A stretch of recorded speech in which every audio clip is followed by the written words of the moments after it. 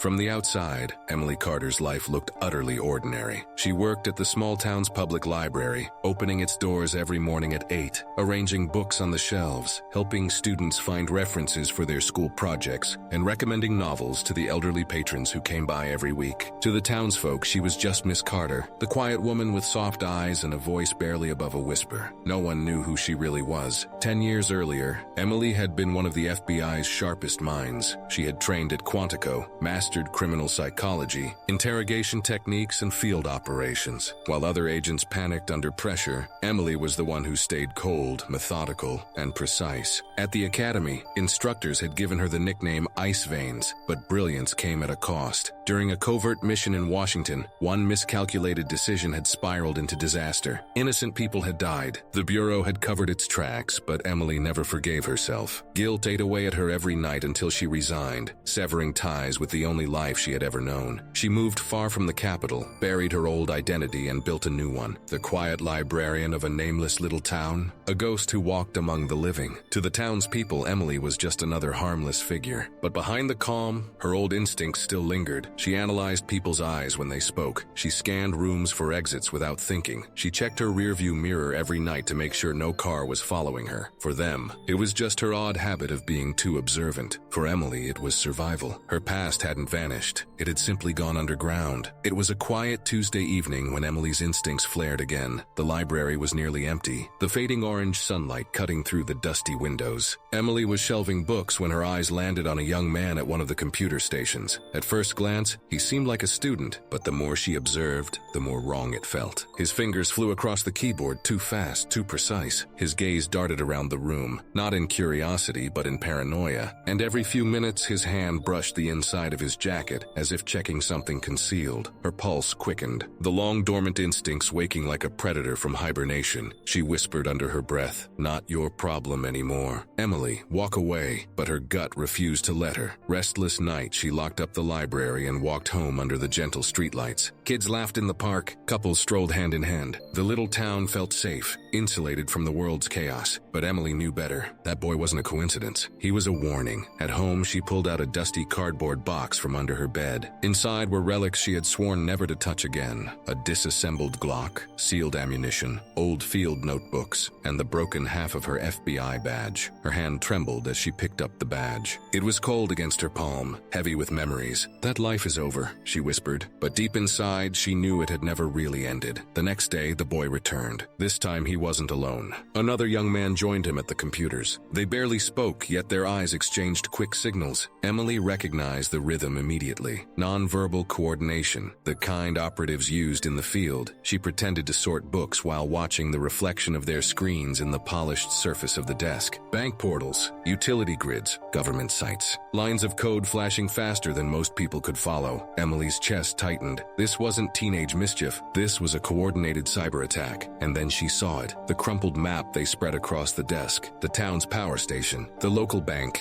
Even the police precinct. Each one circled in red ink. This wasn't some faceless attack on distant servers. This was a planned strike against her town. The old war sighed that night. Emily lay awake, staring at the ceiling. Two voices warred in her head. "Stay silent. It's not your fight anymore. If you walk away again, people will die." Her past flashed before her. The operation gone wrong. The blood on her hands. The people she couldn't save. She remembered the weight of hesitation. The crushing guilt she couldn't make the same mistake again. By dawn, her decision was made. When Emily walked back into the library the next day, something in her had shifted. She still wore the same cardigan, still carried the same keys jingling softly in her hand. But beneath the calm exterior, the FBI agent inside her had awoken. The young men were there again, whispering, plotting, feeding data into their laptops. They had no idea the quiet woman at the counter was once trained to dismantle entire criminal networks. Emily's eyes sharpened as she watched them spread another map, highlighting the next phase of their plan. And Emily Carter was done pretending to be a ghost. For the first time in years, she felt the old fire return, the one that had once made her the Bureau's best. She was no longer just the town librarian. She was back. To the townsfolk, it was still a place of silence and books, but to Emily Carter, it had turned into a battlefield, disguised as oak shelves and computer screens. Every detail mattered: the sound of typing, the shifting of a chair, the angle of a suspicious glance. The two young men came every day. She noticed their routine. They arrived separately, never together. They never carried books, never checked out materials. They only used the computers and whispered over the maps. Emily memorized their movements. One of them, tall with a shaved head, always sat near the window, his eyes scanning the street as if waiting for someone. The other, lean and nervous, typed furiously, covering the keyboard with his jacket sleeve. Normal patrons dismissed them as odd, but Emily recognized the pattern: reconnaissance and infiltration. Her instincts screamed louder each day. It happened on a Thursday. The nervous one left his workstation briefly to answer a phone call outside. In his haste, he left the screen unlocked. Emily's heart pounded as she glanced at the empty chair. Her eyes flicked around the room. No one else was paying attention. She moved swiftly, silent as a shadow, and leaned over the monitor. What she saw made her blood run cold. Multiple access points into the town's water treatment plant. Communication logs with coded language. Phase 1 complete. Phase 2 at 2300 hours. A list of supplies, gas masks, vials, unmarked crates. Emily took out her phone, snapped a quick photo, and retreated just as the young man returned. He didn't notice, but Emily knew she had just crossed a line. She was no longer an observer. She was now a target, even if they didn't know it yet. That night, Emily sat at her kitchen table staring at the photo. Her fingers hovered over the phone. She could call the police, maybe even the FBI, but she hesitated. She knew how the system worked. A small-town librarian reporting a potential terrorist plot, they'd dismiss her. Worse, they might tip off the suspects before acting, and if she revealed her past to lend credibility, her old life would come crashing back. The mistakes, the investigation, the guilt. No, she couldn't trust the system. Not yet. This was hers to handle. Emily went back to the box under her bed, the Glock, the notebooks, the tools of a life she had buried. Slowly, she reassembled the gun, the sound of metal clicking into place, echoing like the heartbeat of her old self returning. She pulled out her notebooks filled with tactical sketches, field notes, and coded observations. The handwriting was hers from another life, but it felt like reading the mind of a stranger. By morning, she had drawn a new map, her own, a counter-strategy. Over the next week, Emily shadowed the two men outside the library. She wore a simple baseball cap, sunglasses, blending into the town like she had always done. She followed them to a rundown motel at the edge of town. She watched as delivery trucks arrived at odd hours, unloading crates. She noticed one more figure, a middle-aged man with a scar across his jaw, always arriving last, always giving orders. Emily's stomach tightened. That was no random gang. That was a cell. And Scarface was the handler. Each night she wrote detailed reports, just like she used to at the bureau. Old muscle memory flowed back. Surveillance notes, behavioral patterns, possible weak spots. She hadn't realized how much she had missed the clarity of the hunt, but she also knew the danger. One slip and she would disappear without a trace. It was a rainy Friday when things almost collapsed. Emily was parked down the street from the motel, notebook in hand, when the scarred man suddenly turned his head and locked eyes with her car. Her breath caught. Did he see her? He took a step forward. Emily's pulse thundered. She adjusted her mirror, forced her posture into that of a bored local waiting out the rain. She even pretended to fumble with her phone. After a tense moment, he turned away. But Emily knew. His suspicion had been triggered. The following Monday, Emily arrived at the library to find a folded note waiting on her desk. No name, no handwriting she recognized. "We know who you are. Stop watching us." Her fingers went cold. They had found her. But instead of fear, something unexpected surged inside Emily. Resolve. She whispered to herself, "So it begins." The first confrontation that evening. As Emily locked the library doors, she heard footsteps behind her. Slow, deliberate. She turned to see the tall one, the lookout, leaning casually against the lamppost. "Quiet place, this town," he said, his voice oily. "People here mind their own business. You should too." Emily forced a polite smile. "I don't know what you mean." He stepped closer, his eyes narrowing. "You do. I see the way you look at us. Like you're cataloging. But you're not a librarian, are you?" For a split second, the old Emily flickered through, calculating distance, evaluating angles, scanning for weapons. She tilted her head. "Maybe I just like to read people." His jaw tightened. He leaned closer, whispering, "Stay out of it, or you'll end up in the ground." Then he walked away, leaving Emily alone under the dim streetlight. Her heart pounded, but her decision was sealed. There was no going back. Awakening the warrior that night, Emily didn't sleep. She prepared, she cleaned her Glock, she reviewed the map. She circled dates and times based on their pattern of meetings. She even started physical training again. Push-ups, runs at dawn, hand-to-hand drills in her living room. Her body ached, but she pushed harder. She was no longer hiding. By the end of the week, the librarian was gone. What remained was the FBI agent reborn. The breakthrough came when Emily finally intercepted one of their communications using an old trick she had learned in cyber-forensics. She accessed the library's network logs and traced the digital fingerprints left behind. The messages revealed something chilling. Detonation scheduled Friday, 21 Civic Center. Emily's blood froze. That was the night of the town's fall festival. Hundreds of families, children, tourists, all gathered in one place. This wasn't just a cyber attack. It was going to be a massacre. Emily sat in the dark, staring at the message. Her mind screamed to call the authorities, but deep inside, she knew there wasn't enough time. By the time officials arrived, it would be too late. The town had no idea death was coming for them. And Emily Carter, the quiet librarian, the fallen agent, the broken soul, was the only one standing in the way. She closed her notebook, holstered her Glock, and whispered the words that reignited her fire. Not this time. The morning sun spilled golden light across the streets of Millstone. Children carried backpacks, shopkeepers opened shutters, and old couples walked their dogs. Life moved in its quiet rhythm. No one knew that in 4 days their world was scheduled to burn. Emily watched them from the library's front window. Her hand gripped a steaming mug of coffee, but her mind was elsewhere. Every laugh, every innocent step weighed heavy on her shoulders. She had lived through failure once, not again. Emily knew she couldn't stop a terrorist cell by brute force alone. Her strength lay in infiltration, deception, precision. That night she dressed differently. Dark jeans, leather jacket, hair pulled back. Not a librarian, not a victim, a ghost. She drove her old sedan to the edge of town where the motel crouched like a hungry animal. Lights glowed in 2 rooms. Voices drifted out when doors opened briefly. Emily slipped into the shadows, her heart steady. She approached the side of the building, crouched beneath a window and listened. Inside, Scarface spoke in clipped tones. Civic Center. Final delivery tomorrow. After that, we disappear, the nervous one asked. And the librarian? She's been... Sharp bang on the table cut him off. She's nothing. Focus on the plan, Emily exhaled slowly. They underestimated her. That was their mistake. She circled to the back of the motel where trash bins overflowed. Kneeling, she sifted through discarded bags, hands in gloves. Her patience paid off. A crumpled envelope with shipment receipts. Chemical supplies purchased under fake company names. She photographed everything. Each piece was evidence. Each detail a step toward dismantling the cell. But as she turned to leave, headlights cut through the alley. A car pulled in, trapping her between the bins and the wall. Emily pressed into the shadows, heart hammering. 2 men stepped out, laughing. They tossed bags into the dumpster and walked inside without noticing her. She waited until the silence returned before slipping away. Close, too close. Back home, Emily considered her next move. She couldn't do this alone forever. She needed an ally, someone outside the system, someone she could trust. Her thoughts turned to Daniel Reyes, a retired cop who ran the hardware store. They had exchanged casual hellos for years. He had a sharp eye, a soldier's gait. She suspected his retirement wasn't entirely voluntary. The next afternoon, she walked into his store. Daniel looked up surprised. Emily, twice in 1 week? You need more nails already? She leaned closer. I need your discretion. And your silence. His eyes narrowed. What's going on? Emily slid her phone across the counter, displaying the photos of maps, receipts, and coded messages. Something very bad is coming. I can't go to the police. But I can't do this alone either. Daniel studied her for a augment. Then he whispered, I knew you weren't just a librarian. That evening, Daniel came to her house. Emily laid out her files on the kitchen table. Maps overlapping notebooks. He whistled low. Explosives. Water supply. These people aren't amateurs. Emily nodded. No, they're coordinated, which means they have a weakness. Structure. She outlined her plan. Surveillance of the Civic Center. Tracking deliveries. Intercepting communications. Disrupting without alerting them. Prematurely. Daniel listened, then finally asked, Who are you, Emily? Really? For a moment, silence hung heavy. Then Emily answered quietly, FBI, counterterrorism, until I failed. His brow furrowed, but he didn't press. Instead, he loaded shells into his old shotgun. Then let's make sure you don't fail again. 2 nights later, Emily and Daniel parked across from the Civic Center. Trucks arrived under cover of darkness. Men unloaded crates into the basement. Emily whispered, Tonight's the last shipment. We can tag it. We'll know exactly where they store the bombs. They moved like shadows, slipping through alleys until they reached the loading dock. Emily crouched, pulled a GPS tracker from her pocket, and stuck it under one of the crates. A door creaked open. Footsteps, voices. Emily and Daniel pressed against the wall, hearts pounding. A flashlight beam swept past, missing them by inches. The men laughed and carried another crate inside. Only when the door closed did Emily release her breath. We got it, she whispered. Back at her house, Emily tracked the signal. The crate stayed inside the Civic Center basement. The cell was stockpiling everything there, right under the town's nose. But Scarface wasn't careless. The next day, he doubled the guards. The motel turned into a fortress, and then Emily found another note slipped into her mailbox. Last warning. Leave or die. Daniel read it, scowling. They're onto you. Emily shook her head. No, they're scared of me. That means I'm close. Thursday night, the eve of the festival, Emily decided to act. Waiting meant risking hundreds of lives. She and Daniel drove to the Civic Center. The tracker confirmed the bombs were still inside. But how many? How powerful? They didn't know. Emily carried her Glock. Daniel had his shotgun. Both wore dark clothes and nerves of steel. They broke in through a service entrance. The basement was dim, the smell of chemicals sharp. Crates lined the walls, each marked with false labels. Emily knelt, pried one open. Inside were sealed canisters wired to timers. Her throat tightened. This wasn't amateur work. This was military grade. Suddenly a door slammed upstairs. Voices echoed down the stairwell. They're here, Emily whispered. Daniel gripped his weapon. Then we make a stand. The cell members descended quickly, armed and alert. Emily and Daniel dove behind crates as bullets shredded the air. Splinters flew. Emily returned fire with precision, dropping one of the men instantly. Daniel blasted another. The boom of his shotgun shaking the basement, but more poured in. in. Scarface himself emerged, pistol gleaming under the bare light bulbs. "Librarian," he sneered, his accent thick. "I should have killed you the first night." Emily rose from cover, eyes cold. "You should have." She fired, he ducked. The battle raged. It became clear they couldn't win a prolonged fight. Too many enemies, too little cover. Emily grabbed Daniel's arm. "Retreat, now!" They sprinted through the basement, weaving between crates. Bullets chased them, sparking against metal. Emily kicked open a side door, shoving Daniel through. They burst into the night, lungs burning. Behind them, Scarface shouted, "Tomorrow, librarian! Tomorrow the town dies." Emily didn't look back. She just ran. Back at her house, Emily collapsed against the wall, shaking. Daniel paced, furious. "They've got the bombs ready. We can't stop them alone." Emily stared at the map. Every fiber of her being screamed that she couldn't call the Bureau. Not after what happened. Not after her disgrace, but the faces of the townsfolk haunted her. The children, the families, the laughter she had watched through the library window. Finally, she whispered, "It doesn't matter what happens to me. Tomorrow they cannot win." Daniel placed a hand on her shoulder. "Then tomorrow we finish it." The safe house in Brooklyn smelled faintly of old books and dust. Emily sat at the wooden table, the corkboard before her covered in photographs, names, and red strings connecting them like veins of a monstrous web. Across from her, Marcus leaned back with a sigh. "Every lead branches into 3 more dead ends," he muttered. Emily didn't answer immediately. She was staring at a blurry surveillance still of the man who had killed Detective Alvarez in Queens. His face was partially obscured, but the posture, the gait, it gnawed at her memory. She had seen him before, years ago, somewhere in the archives of her past cases. Suddenly, the phone buzzed. A secure line. Emily answered, her voice steady. "This is Hart." The voice on the other end was distorted. "You're digging too deep, Agent. Walk away before the ground swallows you." Marcus raised an eyebrow. "Friendly warning?" Emily exhaled slowly. That voice, it wasn't a stranger. That was someone who used to be in the Bureau. The realization sent a chill through the room. If her instincts were right, this wasn't just a cartel operation. It was a conspiracy, with roots buried deep within the very institution she once served. Emily pulled a file from her bag. It was dated 2010, the Delacroix incident, a covert mission in Europe involving stolen classified tech. She had been there, and one of the agents on that mission was presumed dead after a botched extraction. His photo now stared back at her from the file, younger, sharper, alive in the archives. Could it be the same man? Emily whispered, "If Cross is alive, he's not working for us anymore." Marcus frowned. "Then who the hell is he working for?" The next day, a tip came in. Cartel associate was supposed to meet with a mysterious handler in Central Park. Emily insisted on going herself, despite the risk. The park was crowded, children playing, tourists snapping photos. Emily walked slowly, her sunglasses shielding her eyes. She blended into the Sunday crowd, but every nerve in her body was on fire. She spotted him, a man in a gray coat sitting on a bench watching the carousel. Next to him, a briefcase. Emily approached from an angle, pretending to be another passerby. Suddenly, a child's ball bounced into her path, and in that fraction of distraction, the man was already moving. He grabbed the briefcase and blended into the crowd with trained precision. Emily sprinted after him. "FBI!" she shouted, though she no longer carried a badge. The man bolted, weaving through the crowd. Marcus, positioned at another exit, intercepted. He slammed into the suspect, and the briefcase clattered to the ground. The man snarled, pulling a knife, but Emily was faster. In one swift motion, she twisted his arm and dropped him face first onto the pavement. The crowd gasped, phones raised, but Emily's eyes weren't on the man. They were on the briefcase. What the briefcase held back at the safe house, they cracked the lock. Inside, Emily expected cash, drugs, or weapons. Instead, she found documents, blueprints of a government facility, access codes, surveillance logs, and at the very top of the pile, a photograph of her. "Taken only days ago," Marcus muttered. "They're not just watching us. They're hunting you." Emily clenched her fists. She realized now that this wasn't a coincidence. She hadn't stumbled into this conspiracy. It had been engineered to pull her back in, and the puppet master behind it all might very well be the man she once called a partner. The night was cold, the Hudson River carrying a bitter wind that cut through Emily's coat as she stood on the abandoned pier. A storm gathered above, dark clouds rolling in, as if nature itself sensed what was coming. She had followed the trail of codes from the briefcase. They led here, to a decommissioned naval warehouse. Marcus wanted to come, but Emily insisted on going alone. If this was what she thought, she had to face it herself. Inside, the warehouse echoed with emptiness. Rusted beams stretched upward, shadows pooling in every corner, and then footsteps. From the darkness emerged a man. Older, scarred, but unmistakable. "Hello, Emily," he said with a faint smile. "Agent Daniel Cross." Her chest tightened. "You're supposed to be dead." Cross spread his arms. "Dead to the Bureau, yes, but not to the truth. You know what we were, Emily. Just pawns, disposable. They sent us into the fire and left us there. I survived because I refused to die for their lies." Emily shook her head. "So you sell intelligence to cartels? You murder cops. That's not justice, that's betrayal." Cross's eyes burned with conviction. "No, it's survival. And if you join me, you'll survive too." He stepped closer, voice low, almost pleading. "You were the best of us, Emily. You saw the rot before anyone else. Don't pretend you still believe in the Bureau. They turned their back on you, just like they did on me." For a moment, Emily hesitated. He wasn't wrong about the corruption, about the betrayals she had endured, but she saw the blood on his hands, the lives destroyed in his crusade. "I'm not like you," she said firmly, cross-eyed. "Then you've chosen death." He moved with soldier's precision, a knife flashing in his hand. Emily dodged, the blade grazing her sleeve. Years of training surged back into her body. She blocked, twisted, countered with a strike to his ribs. Cross stumbled, then laughed bitterly. Still sharp, they clashed among the steel crates, the sound of metal and footsteps echoing like thunder. Emily disarmed him with a brutal wrist lock, the knife clattering away. But he tackled her to the ground, hands gripping her throat. Spots danced before her eyes. She reached for anything, and her hand found a broken pipe. With a surge of strength, she drove it into his side. Cross gasped, staggered back, and collapsed against a beam. Blood pooled beneath him, his breaths ragged. He looked up at her, eyes dimming. "You could have changed it from the inside, but you'll see. They'll come for you too."